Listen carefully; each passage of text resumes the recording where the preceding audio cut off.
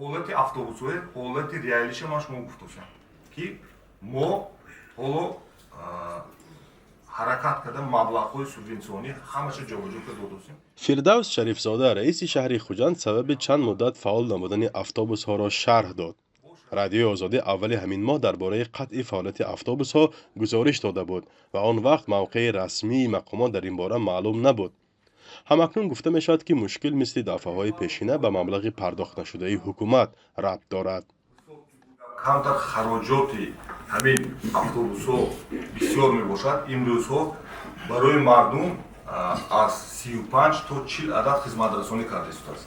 ҳамин як моҳи охир хизматрасонӣ накард аз ҳисоби ки проблемаи камтар молиявӣ буд. мо ин масъалаи ҳал кардем.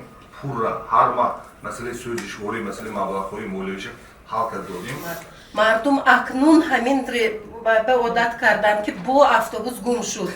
ин мавзӯъ дар нишасти хабарии шаҳрдори Хуҷанд моҳии баҳси рӯзноманигорон гардид. ҳамагӣ аз он изҳори нигаронӣ доштанд ки чаро кори автобусҳо номуназзам аст. мо қариб 6 миллион маблағҳои грантӣ дорем. мо корбари кардостем бояд ки мо на кам аз бо 50 адад электробусҳое ки мана дар шаҳри Душанбе пойтахти кишвари мо гашта истодааст, мо ҳамин харидорӣ кунем. агар вай харидорӣ кунем боз беҳтар мешавад.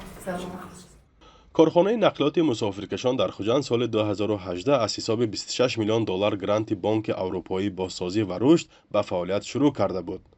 дар тӯли 6 сол мушкилоти ин корхона борҳо расонаӣ гардид ва чандин дафъа ҳаракати автобусҳо боздошта шуда кормандони он ба рухсатии бемузд равона гардиданд. бори охир аз охири моҳи май то нимаи моҳи июли имсол чунин вазъ такрор шуд. сокинон мегӯянд ки ин бори аввал нест ва ба ин вазъ қариб ки одат карданд. ҳарчанд чунин ҳолат мушкилоти зиёде эҷод мекунад. чунки барои чӣ як рӯз ҳайтон шери нечитон ман худам ҳамин чизи пуштагӣ чӣ мегӯянд мегӯ ё солярка нест ё ремонтам.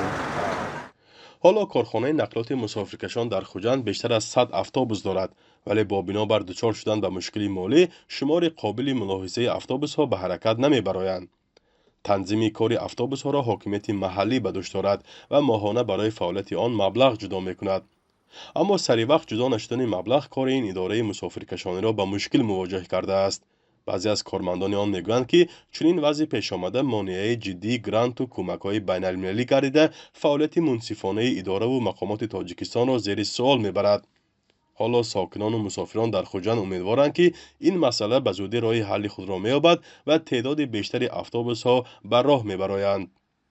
фарзон муҳаммадӣ, радиои озодӣ, шаҳри Хуҷанд.